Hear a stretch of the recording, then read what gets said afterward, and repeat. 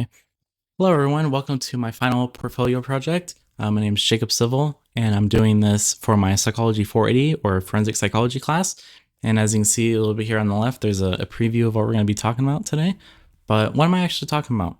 So, I wanted to pick the topic about juvenile offenders and forensic psychology, and I went ahead and chose to kind of dive in a little bit deeper and talk about this with respect to people with ADHD. And so, please don't take away any points for that. But yeah, so what is the agenda for today? So there's kind of four things we're going to go over. So one is, why did I pick this topic? But also, why should you care about this topic? And then the second part is going to be adolescent brain development and crime. Then the third is going to be juvenile justice versus adult criminal justice. And then the fourth and final thing that we're going to finish off with is risk factors for juvenile delinquency. So let's get into it. So why this topic? So in general, in society, being able to kind of dive in with ADHD and juvenile delinquency will be able to help us focus on future interventions. And I'm just going to move this down, sorry. Yeah, so it'll be able to help us focus on future interventions and how we can help, prevent crime, especially at, the childhood stage where, they hopefully really haven't committed anything yet. And but there's also a second aspect to this, which is that it's important for me and my future career because I actually kind of grew up with ADHD, and I didn't get diagnosed till I was an adult, and I'm a daily Vyvanse stimulant abuser. Kidding, of course, but yeah, ADHD is just something that is kind of personal to me, and I remember kind of always growing up and being like, oh, I wish I had someone who just like understood, even though I didn't know it was ADHD at the time.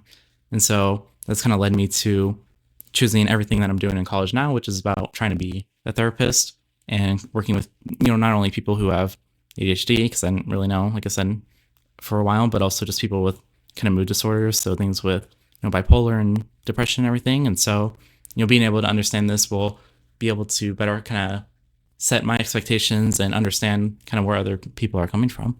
And then there's kind of the third thing to talk about, which is that for you, the viewer at home, this should be important to you because it can help us be more understanding and inclusive of others who are struggling.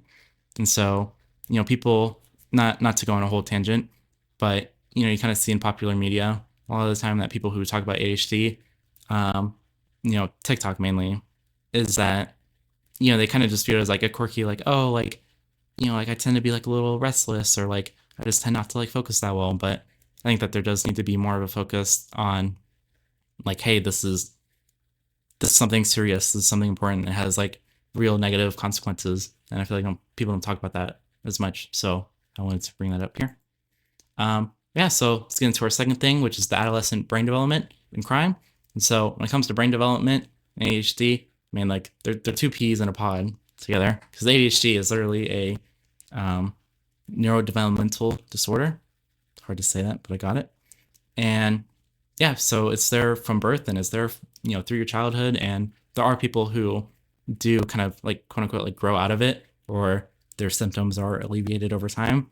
But for a lot of people, that isn't the case, and it's something that they stick with their whole lives. And so, but how does this kind of relate to crime? And so, as you can see, there was a study done in 2011 which looked at people with ADHD and substance use disorders, and they found that people with ADHD are significantly more likely to be addicted to substances. And there's kind of two factors to this that I'm pretty sure I talked about in the paper. The first aspect is a just kind of facet of ADHD in of itself, where people with ADHD, they have kind of a dopamine deficiency or dysregulation, and they lack a lot of impulse control, and so they're more likely to like take the leap to do drugs, but then second, they're also a lot more likely than the average person to actually get addicted to a drug once they started, because it gives them so much dopamine. And ADHD people are always just seeking that dopamine all the time, and can't really regulate the other side of it. And but there's a second reason, which is kind of more of like a second order thing, and it's something that we can do a little bit more as a society to focus on. But people with ADHD, they struggle in school, obviously, because they can't really pay attention or focus as much. but also people with ADHD are they're more likely to kind of not fit in socially and to kind of be like bullied more. And so as kind of the second order thing with, failing school or like maybe not having as much friends, we also see play out in the research that people with ADHD are more likely to kind of have a comorbid disorder or like be diagnosed with depression and other mood disorders. And so a lot of people with ADHD turn to substances to cope and use that as an emotional kind of crutch or an emotional tool to help deal with the stresses of life. And yeah. And so the third thing that we're going to talk about, third, is the juvenile justice versus the adult criminal justice system. And so there was a meta-analysis done in 2015 that looked at 42 studies and found that compared with published general population prevalence, there's a 5-fold increase in prevalence of ADHD in youth prison populations, about 30.1%, and a 10-fold increase in adult prison populations, about 26.2%. And so this is kind of showing that, like I was saying earlier, where people, they might like grow out of ADHD and like have it no longer be an issue. You kind of see that here where like, more people kind of grow out of ADHD and that they don't get kind of involved with crime anymore. But yeah. And then when it comes to actually helping people get out of, prison and like getting rehabilitated back into kind of normal everyday life or like civilian life, I wasn't able to find many organizations that helped specifically people with ADHD, but there is this organization called CHAD, and it literally stands for Children and Adults with ADHD, and they are an organization that helps people with ADHD, children and adults with ADHD, in multiple facets of life. So, family, work, school, and then also, prison, rehabilitation, and addiction, things like that. And so the fourth thing is what are like risk factors for juvenile delinquency. And so ADHD in of itself is a risk factor. That's just how it is. But when we're talking about kind of juvenile delinquency in general, the kind of risk factors that apply to those kids or just kids in general, 100% definitely apply to kids with ADHD, and I think are probably even are bigger amplifier, and they're probably disproportionately affect people with ADHD. But so, things like an unstable household, not being able to have the mom or the dad in the house, or maybe they are there but they're neglectful, or maybe they're abusive in some way. That's a big kind of factor.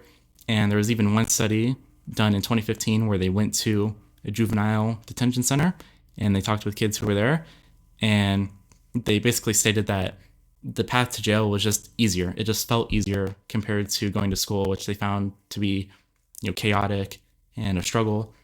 And I think that kind of ties, you can directly kind of tie that back into what I was saying earlier, which is that people with ADHD, struggle to focus in school, and they have a lot of issues in school. And so so to me, it makes a lot of sense that these kids are kind of talking about like,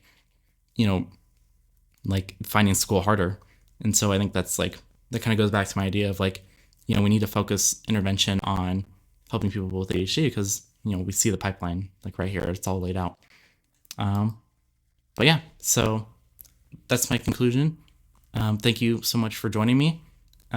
Just to kind of finish this off, ADHD is a big factor in the criminal population, and it all starts in childhood. And so we need to, really drill in and focus on that, and, kind of combat the disinformation on platforms like TikTok, but also against people who are just like against ADHD in general. So, people who call like Adderall like legal meth pretty much, and they try to, fearmonger people into, not treating their kids.